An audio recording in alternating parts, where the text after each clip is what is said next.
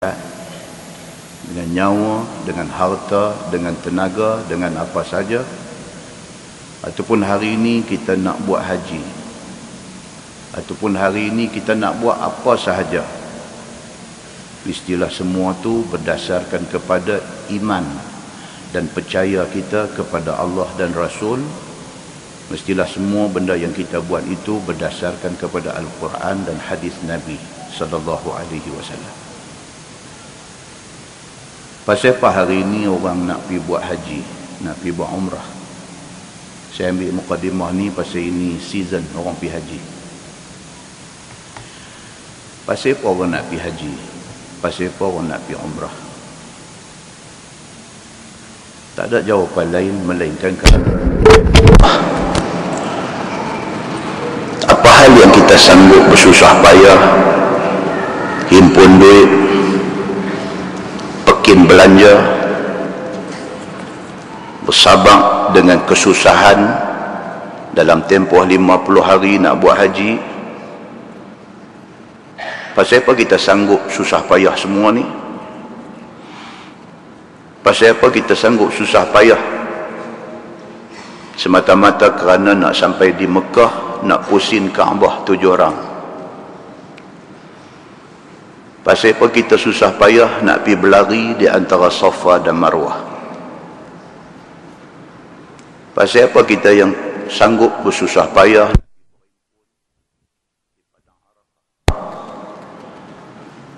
Pasal apa kita sanggup nak susah payah nak bertolak daripada Arafah ke Muzdalifah tengah-tengah malam? Kita nak pergi ke Mina dengan segala susah payah di Mina, dengan pancok susah, dengan segala-galanya susah. Buat apa kita sanggup bersusah payah kerana nak pergi melontak di Jamrat? Pasal apa kita sanggup susah payah nak menanggung kesabaran dengan pantang larang di dalam ihram? Pasal apa kita sanggup buat semua benda ni? Pasal kita beriman dengan Allah dan Rasul sallallahu alaihi wasallam. Bukan ada satu jawapan lain. Lagi baik kita pergi Venice, lagi baik kita pergi Sydney, kita pergi Perth, kita pergi Shanghai, kita pergi Guangzhou, kita pergi shopping, kita pergi makan angin, lagi baik daripada kita pergi simpan duit susah payah kerana semata-mata kerana nak pergi cari susah kerana ibadat haji dan umrah. Tapi semua orang Islam ada ingat dalam hati, nak pi setidak-tidaknya sekali, nak pi jak bumi Makkah, nak buat haji. Kerana apa? Kerana itu perintah Allah. Kerana apa? Kerana kita ada iman, kita ada percaya kepada janji Allah Subhanahu wa taala. Di dalam sebuah hadis riwayat daripada Abi Hurairah radhiyallahu anhu, kata dia, sami'tu an-nabiy sallallahu alaihi wasallam yaqul, man hajja lillah falam yarfuth wa lam yafsuq raja'a ka yaumi waladathu ummuh, atau kama qala, hadis sahih riwayat Al-Bukhari. Kata Abu Hurairah radhiyallahu anhu, aku dengar Nabi sallallahu alaihi wasallam bersabda. Nabi kata, man hajja lillah, siapa yang pergi ke Mekah buat haji kerana Allah. Bukan pasal nak ambil title haji, bukan kerana takut orang kata dia ni duit ada, hidup senang tapi tak pergi buat haji lagi. Bukan kerana tu semua, tapi dia pergi kerana Allah. Memang dia duk azam, memang dia duk simpan dalam hati dia, satu hari dia nak pergi buat haji. It's a matter of time, cepat atau lambat, tapi hati sudah simpui nak pergi buat haji. Kalau sekiranya dia dapat peluang pergi buat haji ini, Nabi kata, man hajja lillah, siapa yang pergi buat haji kerana Allah, falam yarfuth, dalam tempoh 50 hari dia ada di sana, dia tidak bercakap kotor, dia kontrol diri dia betul-betul. Masa dia ada di Makkah, di Madinah, di Al-Haramain ini, dia kontrol diri dia betul-betul. dia tidak buat rafath, dia tidak buat benda cakap kotor, dia tidak cakap lucah, dia tidak bercakap gurau senda yang tak ada faedah, dia tidak buat benda yang lara. Walam yafsuq, dan tidak buat fasik, tidak buat benda jahat, tidak tipu orang, tidak tipu tu Arab yang duk menyaga, tidak sakitkan hati Bangladesh yang duk buat kerja di Masjidil Haram. Dia pastikan diri dia tidak buat fasik. Nabi kata raja'a ka yaumi waladathu ummuh. Dia balik selepas 50 hari di sana, dia balik, dia bersih daripada dosa, seperti satu budak baru beranak daripada perut mak. Hadis itu hadis sahih riwayat Al-Bukhari. Muslimin dan muslimat yang dirahmati Allah sekalian, dapat peluang buat haji adalah satu benda cukup besar. Yang benda ni kalau sekiranya tidak dimanfaatkan dengan sebaik-baiknya, kita rugi sangat-sangat. Dalam sebuah hadis riwayat daripada Aisyah radhiyallahu anha, kata dia, qultu ya Rasulullah, ala naghzu wa nujahidu ma'akum? فقال النبي صلى الله عليه وسلم لكن أحسن الجهاد وأجمله الحج حج مبرور. فقالت عائشة فلا أدع الحج بعده إذ سمعت هذا من رسول الله صلى الله عليه وسلم أو كما قال. حديث صحيح riwayat Al-Bukhari. Daripada Aisyah radhiyallahu anha, dia kata satu hari dia kata ke Nabi, Aisyah kata dekat Nabi, dekat suami dia, dia kata ala naghzu wa nujahidu ma'akum. Aisyah ni dia isteri Nabi, dia tahu macam mana susah payah Nabi, dia rasa semangat sangat untuk turut serta bersama dengan Nabi dalam setiap saat dan ketika. Aisyah kata dekat Nabi, ala naghzu wa nujahidu ma'akum, boleh tak boleh kami orang perempuan ni nak ikut sama pergi perang dan berjihad bersama dengan orang lelaki-lelaki semua? Aisyah ni satu perempuan tapi begitu semangat dia. Dia kata dekat Nabi, ala naghzu, naghzu orang sebut ghazwah, ghazwatu badrin, ghazwah maksudnya perang, naghzu kami nak pergi perang. Aisyah kata ala naghzu wa nujahidu ma'akum, ya Rasulullah, boleh tak boleh kami orang perempuan nak ikut sama pergi perang bersama dengan orang lelaki-lelaki? Faqala Nabi sallallahu alaihi wasallam, Nabi kata lakinna ahsanal jihad wa ajmalahu al-hajj. Nabi kata untuk orang perempuan tak usah ingat nak pergi perang macam orang lelaki-lelaki. Untuk orang perempuan, sebaik-baik jihad dan secantik-cantik benda yang dibuat oleh orang perempuan itu ialah fokus kepada al-hajju, fokus kepada buat haji. Nabi kata kat Aisyah, sesudut fikir masalah nak angkat senjata, sesudut fikir masalah nak pergi turun berjihad, nak tumpah darah, nak cedera parah dalam medan perang, Nabi kata itu bukan kerja orang perempuan. Tetapi hang sebagai orang perempuan, benda paling baik dekat hang, jihad yang paling baik bagi orang perempuan ini ialah al-hajju. Nabi kata kalau dapat peluang pergi buat haji, hajjun mabrur, dan make sure hang dapat haji mabrur. Tu sudah mimpi nak pergi buat kerja orang lelaki-lelaki buat, hang buat benda ni. Kalau dapat peluang, dapat satu opportunity untuk pergi ke Mekah musim haji, pergi buat haji, hang pastikan haji yang hang buat tu hajjun mabrur. Faqalat Aisyah bila dengar Nabi kata macam tu, kemudiannya Aisyah kata, fala ada'ul hajj ba'd idh sami'tu hadha min Rasulillah sallallahu alaihi wasallam. Aisyah kata, maka selepas daripada aku dengar Nabi kata orang perempuan ni yang paling bagus ialah tunggu peluang untuk pergi buat haji, bila dapat peluang tu pastikan haji itu mabrur. Aisyah kata, lepas pada aku dengar Nabi kata macam tu, aku berazam untuk pi buat haji without fail, tanpa miss 1 tahun pun.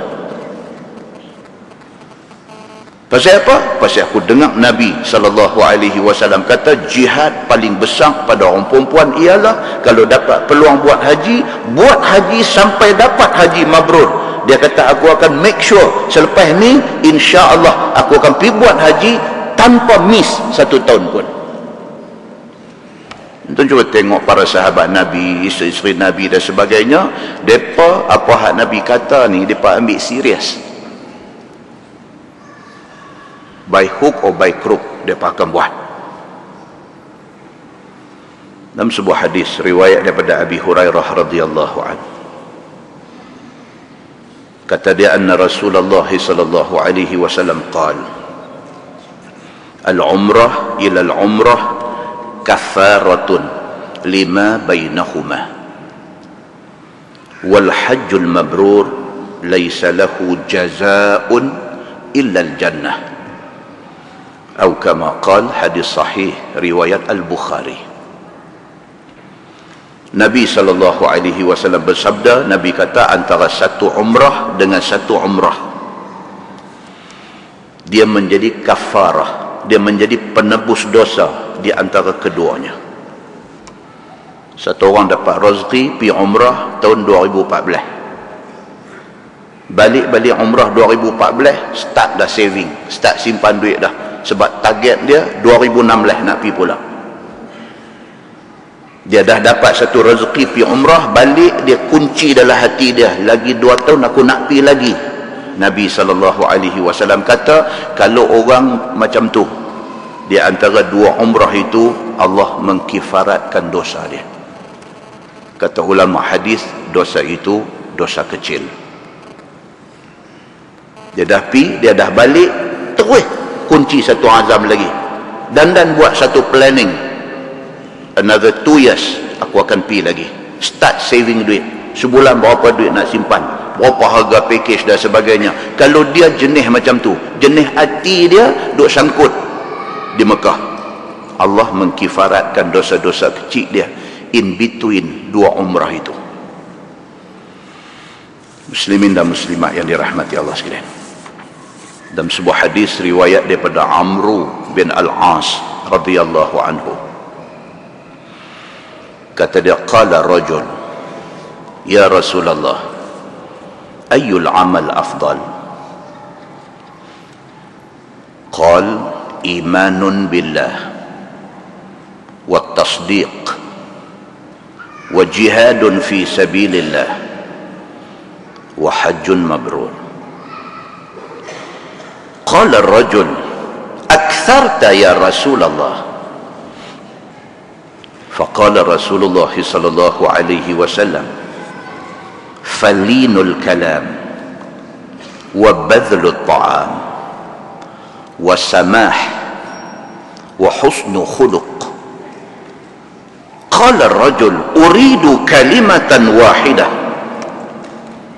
قال له رسول الله صلى الله عليه وسلم اذهب فلا تتهم الله على نفسك، atau kama qal, hadis riwayat Imam Ahmad daripada Amru bin Al-As radhiyallahu anhu. Kata dia, satu laki-laki jumpa Nabi. Dia tanya Nabi, apakah amalan paling baik ya Rasulullah? Hadis yang kontennya ataupun matan dia sama ni diriwayatkan oleh ramai sahabat dalam berbagai situasi. Sahabat lain-lain tanya benda yang sama, dan jawapan Nabi ada yang sama, ada yang berbeza. Ini di antaranya, satu orang mai jumpa Nabi, dia kata, ya Rasulullah, apakah amalan paling baik? Nabi jawab, imanun billah. Sama macam hak mula kita baca tadi. Nombor 1, iman kepada Allah, yang tu dulu. Setiap detik, setiap saat, setiap ketika, setiap tingkah laku, setiap langkah, setiap perbuatan yang kamu buat mesti kerana Allah. Wa tasdiq, Nabi tambah satu lagi, dan kamu mesti ada tasdiq, membenarkan apa yang kamu dengar daripada Allah dan Rasul. Kamu dengar ayat Quran, mesti hati kamu tasdik, ini ayat Quran, ini betul, ini mesti kena buat. Kamu dengar hadis Nabi, hati kamu mesti tasdik, mesti kata ini apa yang Nabi kata, ini benar, aku mesti nak kena buat. Nabi kata yang pertama, imanun billah, kamu beriman kepada Allah. Yang kedua, wat tasdiq, kamu mesti benarkan segala isi kandungan Quran dan hadis Nabi. Wa jihadun fi sabilillah, Nabi kata yang ketiga, mesti sanggup berjihad pada jalan Allah. Maksudnya atas nama Islam kamu sanggup apa saja. Kalau kamu perlu korban nyawa, mesti sanggup. Kalau kamu perlu keluar duit, mesti sanggup. Kalau kamu kena bagi tenaga, mesti sanggup. Kalau sekiranya itu kerana Allah. Wa hajjun mabrur, Nabi kata yang keempat, kalau dapat peluang buat haji, pastikan haji itu mabrur. Habis Nabi bagi tahu kat dia. Dia tanya Nabi, apakah amalan paling baik? Nabi bagi tahu 1, 2, 3, 4. Tiba-tiba laki-laki ni respon kepada Nabi. Dia kata, aktsarta ya Rasulullah. Dia kata, ya Rasulullah, banyak sangat. Ini nak kena ini. Dia tanya Nabi, Nabi bagi tahu dekat dia 4 benda. Tiba-tiba dia kata balik dekat Nabi, aktsarta ya Rasulullah, awak banyak sangat. Dia jenis tak boleh serabut. Awak banyak sangat, abang satu sudahlah. Faqala Rasulullah sallallahu alaihi wasallam, okey, Nabi kata tak apa, falinul kalam. Nabi kata kalau hak tadi rasa macam banyak, berasa macam tak mampu buat, berasa macam berat, alright, Nabi kata aku beritahu yang lain, falinul kalam. Nabi kata bila bercakap biarlah berlembut. Bila bercakap bukan dengan mak pak saja, bukan dengan abang kakak, dengan adik saja, bahkan dengan kawan-kawan, dengan jiran tetangga. Bila bercakap biarlah linul kalam, biar cakap tu bersopan. Wa badlut ta'am, Nabi kata amalan baik juga ialah kamu sanggup belanja orang makan. Badlut ta'am, kamu sanggup belanja orang makan. Kamu buat kenduri, kamu pergi kedai tengok orang makan, kamu tolong bayar untuk dia, kamu nampak orang susah miskin, kamu panggil dia, beli 1 bungkus makan bagi dekat dia, kamu jamu orang makan. Wasamah, boleh baca simah pun boleh, Arab samah boleh, simah boleh, dua-dua pun boleh. Maksudnya apa? Sifat suka memberi maaf kepada orang. Nabi kata lebih kurang tu saya duk ambil kira sangat, lebih kurang. Kadang-kadang apakah sikit jadi dengan kita, dengan adik-beradik kita, dengan jiran tetangga kita, dengan kawan, lebih kurang maafkan. Tu saya simpan dalam hati, tu saya duk taram, tu saya benda ni menyusahkan kita. Mana ada satu manusia dalam dunia ni yang tak sakit hati? Mana ada? Nabi Muhammad pun disakitkan hati dia. Kalau manusia semulia Nabi Muhammad sallallahu alaihi wasallam pun disakitkan hati dia, kita siapa? Bila kita nak boleh jumpa satu keadaan di mana kita buat apa pun tak ada siapa kata apa, tak akan jumpa keadaan itu. Kita buat jahat, telahlah orang akan kata. Kita buat baik pun orang kata. So kalau semua benda kita nak ambil ingat, kita nak kutip, kita nak simpan dalam hati, mati. Maka Nabi SAW kata, kalau nak tahu apa amal baik yang boleh praktis, simah, adakan dalam diri hang sifat memaafkan orang. Wa husnu khuluq, Nabi kata, dan juga akhlak, biarlah baik. Qala ar-rajul, laki-laki ni bila dah Nabi bagi tahu benda tu dekat dia, dia kata dekat Nabi, uridu kalimatan wahidah. Dia kata, ya Rasulullah, tu pun susah, banyak, berat. Bagi tahu mai dekat aku one word saja, kalimatan wahidah. Bagi 1 word saja dekat aku nak buat. Ni nak boleh dah ni. Qala lahu Rasulullah sallallahu alaihi wasallam. Nabi kata dekat dia, izhab. Nabi kata, hampir ya. Hampir tunggu lagi boleh sakit. Nabi kata dekat dia, izhab fala tattahimillaha ala nafsik. Nabi kata dekat dia, hampir jangan hang duk tohmah ataupun buruk sangka kepada Allah. Nabi kata tu, Nabi tu habis marah lah tu, kalau cakap lagu tu habis marah lah. Nabi kata, hampir hang jangan duk buruk sangka dengan Allah. Hang tanya aku soalan, aku dah jawab dekat hang, benda yang aku jawab tu yang Allah suruh. Kalau aku bagi tempat benda, tak boleh buat 4, boleh buat 1, pergi buat 1. Jangan duk banyak cerita, kata hak ni banyak, hak ni berat, tak boleh. Nabi pekorang, bagi benda hak lagi ringan pun tak mau, duk habaq nak yang tu. Nabi kata, izhab, hang pi, jangan hang buruk sangka dengan Allah. Muslimin dan muslimat yang dirahmati Allah sekalian, itulah Islam dan itulah orang Islam. Islam satu agama cantik. Orang Islam ini yang banyak akal. Islam turun mai dekat kita ni elok dah. Kalau lagu Allah habang, lagu Nabi habang tu, lagu tu kita pegang buat, cantik dah. Tapi yang kata orang Islam ni, dia tak ambil apa yang Nabi suruh, dia tak ikut apa yang Allah bagi tahu, dia nak buat bagi jadi kerosak. Dan benda ini dicerita oleh Nabi SAW kepada kita semua. Muslimin dan muslimat yang dirahmati Allah sekalian.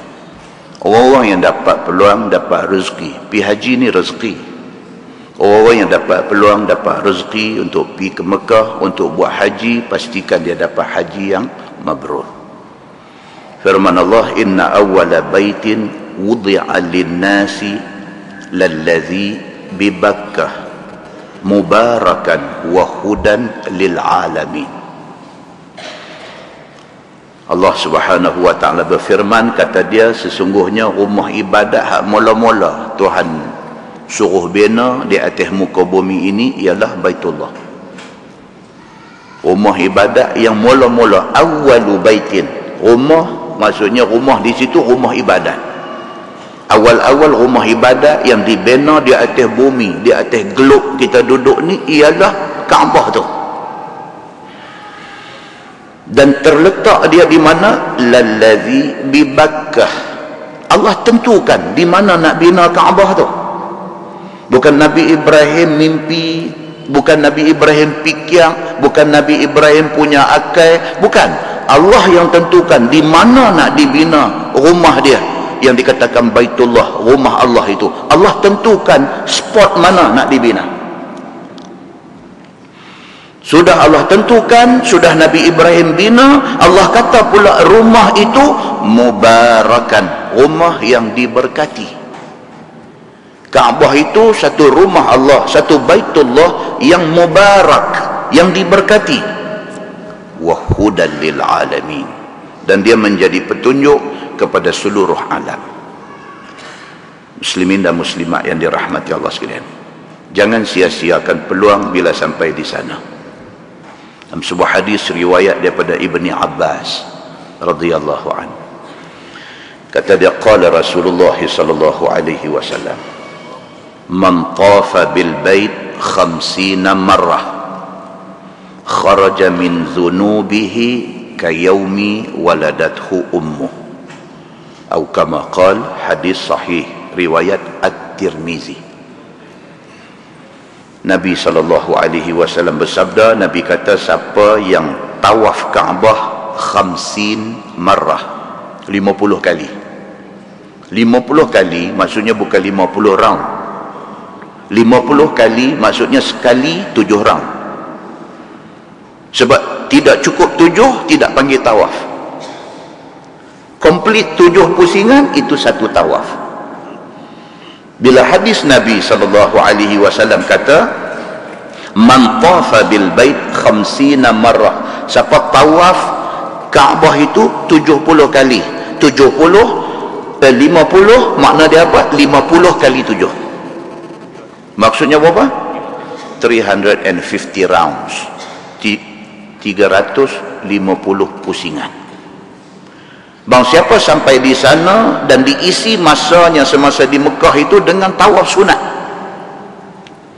lain daripada waktu sembahyang fardu, dia ambil peluang itu, pergi masuk dalam pusingan tawaf tu, tawaf sunat.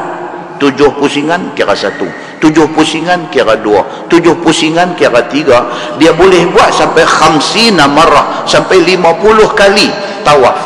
Maksudnya 350 pusingan tawaf. Nabi kata apa? Tidak ada janji kepada orang ini melainkan kharaja min dhunubihi kayaumi waladathu ummuh. Dia balik esok, dia bersih macam budak baru beranak perut mak. Nampak janji daripada Nabi SAW ini nampak besar sungguh. Pasal apa Nabi janji besar macam tu? Pasal Nabi tahu tak ramai orang buat. Tak ramai pun. Pergi umrah tiap-tiap tahun, pergi umrah selang setahun, tak buat pun. Tak buat pun. Duk melengkang di hotel gitu. Gagah-gagah saya tengok, oh esok nak balik dah. Ingat-ingat balik berapa kali buat tawaf sunat? Allah, dan 2 kali. 2 kali. 7 orang dan 2 kali. Ada saja. Panas kot nanti ya. Nanti balik. Maka Nabi SAW bagi janji yang macam tu punya besar. Pasal apa? Pasal nak motivate kita, dia nak encourage kita, suruh kita pergi buat. Tapi kita ni ternyata tak payah nak motivate. Kita adalah kita. Muslimin dan muslimat yang dirahmati Allah sekalian. Istimewa Makkah ini dalam hadis riwayat daripada Jubair bin Mut'im radhiyallahu anhu. Dia kata anna Nabi sallallahu alaihi wasallam qala ya bani Abdi Manaf la tamna'u ahadan tafa bihadha albayt wa shalla ayyata sa'atin sha'a min lail aw nahar atau kama qala. Hadis sahih riwayat At-Tirmizi. Nabi SAW bersabda, Nabi kata ya Bani Abdi Manaf. Siapa dia? Bani Abdi Manaf ni siapa dia? Keturunan Nabi. Siapa mereka ni? Mereka ni Quraisy. Mereka ni orang yang mulia-mulia, asyraful qaum, orang-orang yang mulia yang dia ada di bumi Makkah. Mereka ni kontrol Makkah. Mereka kontrol. Seperti mana kunci Kaabah dipegang oleh Bani Syaibah. Bani Syaibah dia pegang kunci Kaabah daripada zaman Nabi, daripada zaman sebelum Nabi masuk dalam kota Mekah, daripada zaman kafir Quraisy pegang kekuasaan di Mekah sampailah Nabi masuk, Islam menguasai Mekah sampai hari ini. Kunci Kaabah dipegang oleh keturunan tu, keturunan Bani Syaibah. Dia pegang sampai hari ini pun. Kalau sekiranya pemerintah Saudi nak buat usulul Kaabah ni, nak pergi basuh Kaabah, mai raja ke, mai governor Mekah ke, mai apa ke, nak buka pintu tu, Bani Syaibah mai buka. Pasal apa? Pasal ikut macam mana yang dibuat oleh Nabi SAW. Bila Nabi masuk dalam kota Mekah pada hari pembukaan kota Mekah 8 Hijrah, Nabi daripada Madinah, Nabi mai kota Mekah, berlaku pembukaan kota Mekah. Nabi minta nak masuk semayang di dalam Kaabah. Nabi minta nak masuk semayang dalam Kaabah. Panggil Bani Syaibah. Mereka tak Islam. Mai wakil Bani Syaibah bawa kunci, buka pintu. Nabi masuk, Nabi semayang dekat rukun Yamani belah dalam. Lepas itu Sayyidina Ali jumpa Nabi. Sayyidina Ali kata, ya Rasulullah, mintalah kunci itu biar aku pegang. Tuan-tuan, kemuliaan. Kemuliaan. Boleh pegang kunci Kaabah ni kemuliaan. Ali kata dekat Rasulullah, Rasulullah itu pak mentua dia, Rasulullah itu sepupu dia, Rasulullah itu dari segi darah, dari segi kekeluargaan sangat rapat dengan dia. Dia kata dekat Nabi, dia kata ya Rasulullah, minta kunci itu bagi saya pegang. Nabi kata no, Bani Syaibah pegang. Kerana keputusan Nabi itu, Bani Syaibah rasa dia dimuliakan. Dia kafir, dia tak masuk Islam, tapi kerana keputusan Nabi itu, dia rasa proud, dia rasa dia dimuliakan. Manusia, tuan-tuan, manusia kalau kita hormat dia, kita bagi penghormatan pada dia, kita bagi pengiktirafan pada dia, kita puji dia, nama kata manusia ni meleleh ingwe. Kena puji. Nabi SAW satu orang manusia yang alim psikologi, akhlaknya sangat tinggi. Nabi kata dekat menantu dia, dekat sepupu dia, dekat Ali, orang yang bertanggungjawab bila wafat Nabi, menguruskan jenazah Nabi, orang yang turun dalam liang sambut jasad Nabi. Nabi cukup sayang dengan dia. Dia menikah pula dengan Fatimah, anak kesayangan Nabi. Nabi kata kat dia, no, kunci ini dipegang oleh Bani Syaibah. Ali kata, ya Rasulullah, mereka tak Islam. Nabi kata, no, Bani Syaibah akan pegang kunci ini. Sampai hari ini Bani Syaibah pegang. La Islam abilah. Kerana keputusan Nabi itu dijadikan sebab musabab kepada Islamnya Bani Syaibah. Muslimin dan muslimat yang dirahmati Allah sekalian. Nabi kata kepada Bani Abdi Manaf, keturunan dia, Nabi kata, la tamna'u ahadan tafa bihadzal bait wa shalla ayyata sa'atin sya'ah. Nabi kata, wahai Bani Abdi Manaf, wahai keturunan aku pesan satu benda. Jangan ada siapa daripada kalangan hampa ni yang memegang kekuasaan pemerintahan di kota Mekah. Jangan ada siapa daripada kalangan hampa ni yang cuba menegah ataupun melarang orang daripada tawaf ataupun sembahyang di dalam Masjidil Haram ini ayyata sa'atin sya'a. Tak kira waktu bila, jangan halang mereka sembahyang, jangan halang mereka tawaf. Daripada hadis ini dia ambil beberapa kesimpulan. Yang pertama apa dia? Masjidil Haram tidak pernah ditutup seperti Masjid Nabawi. Masjid Nabawi ada waktu kunci, ada waktu dia buka. Masjid Haram terbuka sentiasa. Pasal apa? Pasal hadis ini. Masjidil Haram ini juga dia ambil faham daripada hadis ni apa dia? Duduk di Masjidil Haram ini tidak ada waktu haram. Kalau di lain tempat dia ada waktu lepas subuh haram sembahyang, waktu tengah hari rembang haram sembahyang, waktu lepas asar haram sembahyang, kecuali sembahyang bersebab. Tapi untuk Masjidil Haram, bila masa pun sembahyanglah, tawaflah, tidak ada waktu haram. Pasal apa? Pasal hadis Nabi sallallahu alaihi wasallam sudah kata sebagai tanda keistimewaan Makkah itu sendiri. Muslimin dan muslimat yang dirahmati Allah sekalian, kalau nak ikut tak baca kitab kita malam ni. Saya duduk cerita pasal Mekah ni, pasal apa? Pasal ini season orang nak pergi Mekah. Cantik kalau sebelum kita pergi Mekah kita dapat vitamin-vitamin ini. Cantik. Daripada kita celapak api tu bahasa dia. Bagi orang yang tak hati apa tapi ada duit tapi nak pergi, dia celapak api Mekah dalam keadaan dia kosong, dia tak tahu apa, duk ikut lagu sampah hanyut dalam sungai. Ayam pikuk mana, dia pikuk tu. Orang pikuk mana, dia tala pikuk tu. Dia pun tak tahu apa. Orang tawah, dia tawah. Orang sa'i, dia sa'i. Orang tak sesat, dia sesat. Lalu tu punya duk jadi.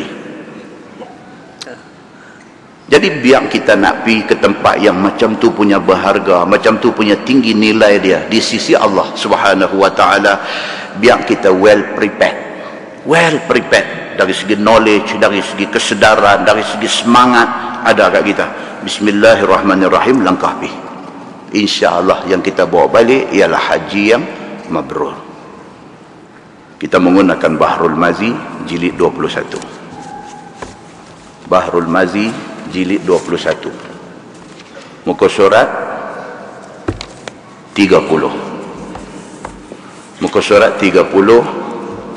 Tajuk malam ni pun berkaitan, iaitu Maqam Ibrahim. Ni tajuk malam ni dia nak tengok tentang Maqam Ibrahim. Disebutkan Maqam Ibrahim ini di dalam Al-Quran, maka dia mai satu perbincangan tentang Maqam Ibrahim. Apa makna maqam? Tempat berdiri. Qama, berdiri. Qiyamul lail, maksudnya apa? Berdiri malam untuk sembahyang sunat. Maqam maksudnya tempat berdiri. Dan zaman saya kecil-kecil dulu, saya satu ustaz mengajar di masjid kampung tu. Dia tak pernah pergi haji lagi.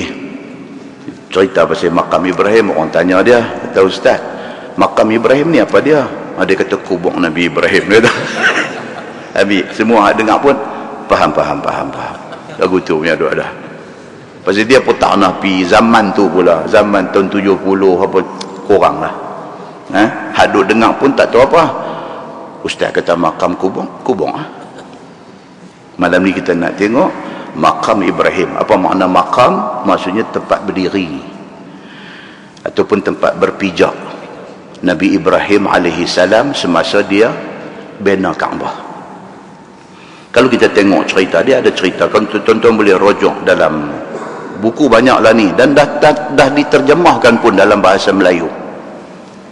Di antaranya di dalam Tarikh Makkah. Tarikh dalam bahasa Arab ni maksudnya sejarah.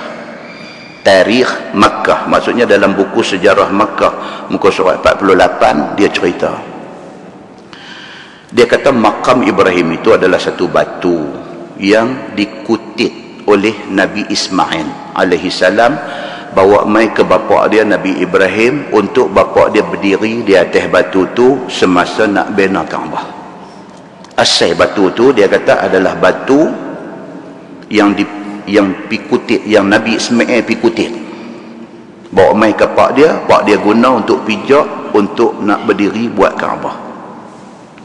Dan Kaabah itu kata di dalam Tarikh Makkah ini, Kaabah itu dibina pada asalnya dengan tangan Nabi Ibrahim sendiri. Bongkah-bongkah batu tu anak dia Nabi Ismail pergi kutip bawa mai, huluk dekat dia. Dia pegang batu tu, dia susun untuk dijadikan binaan Kaabah. Yang susun itu ialah Nabi Ibrahim sendiri. Kata di dalam buku Tarikh Makkah. Itu sebab kita heran kadang-kadang 25 Nabi dan Rasul, tapi kita umat Nabi Muhammad ni masa duk baca tahiyat, masa duk baca tasyahud, kita cuma sebut Nabi Muhammad dengan Nabi Ibrahim saja. Apa istimewa orang tua ni? Banyak-banyak Nabi tak disebut nama, tapi nama Nabi Ibrahim disebut, bahkan diselawat ke atas dia. Rupanya jasa dia besar sekali. Tangan dia membina Kaabah itu sendiri.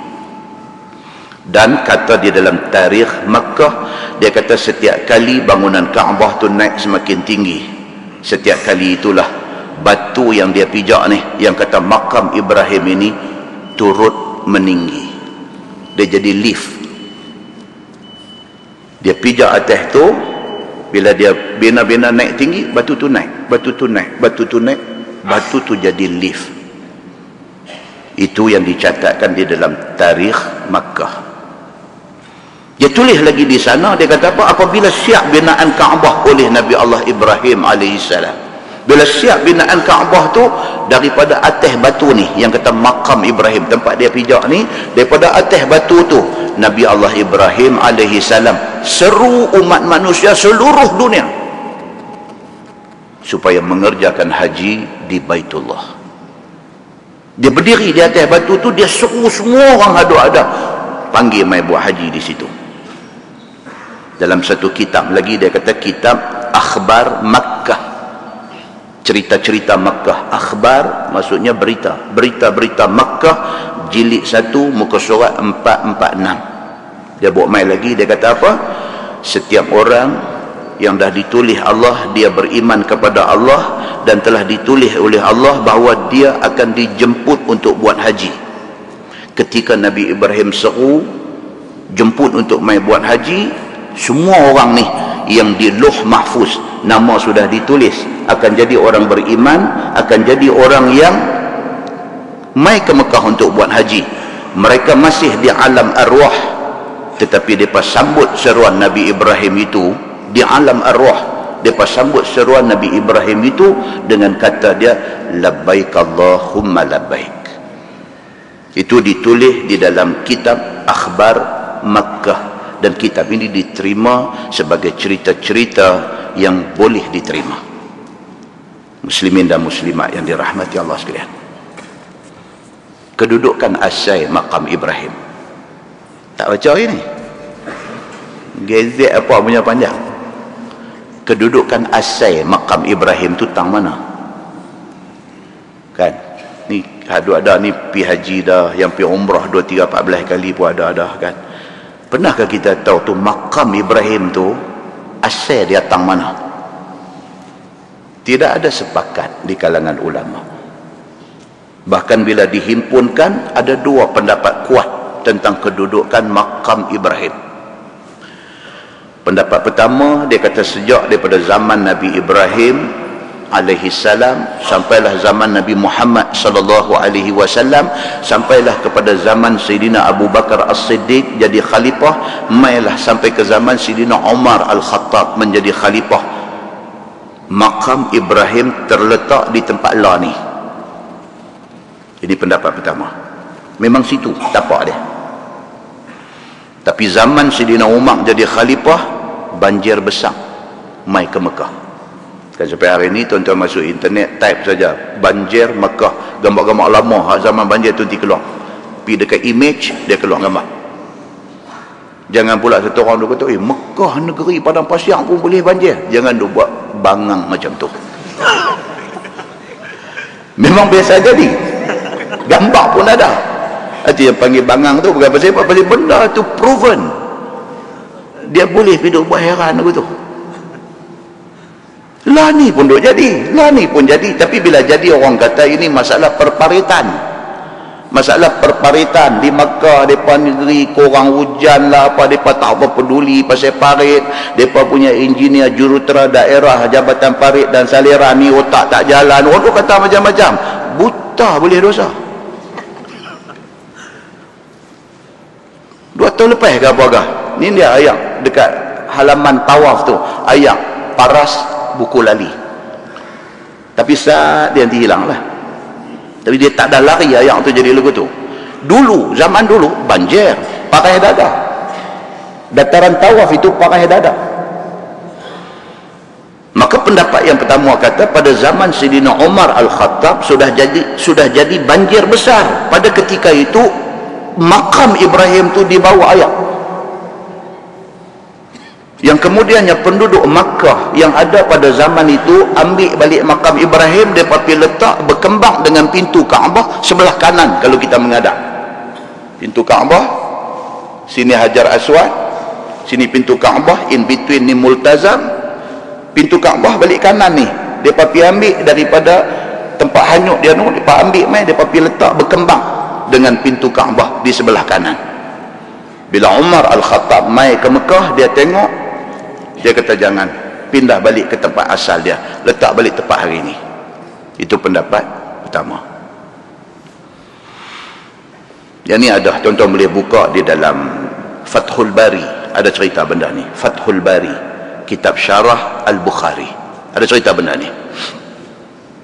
Pendapat yang kedua, dia kata sejak daripada zaman Nabi Ibrahim alaihissalam sampai zaman Nabi Muhammad sallallahu alaihi wasallam sampai zaman Abu Bakar As-Siddiq, Kaabah makam Ibrahim itu memang kedudukan dia berkembang dengan pintu Kaabah belah kanan. Ini pendapat kedua.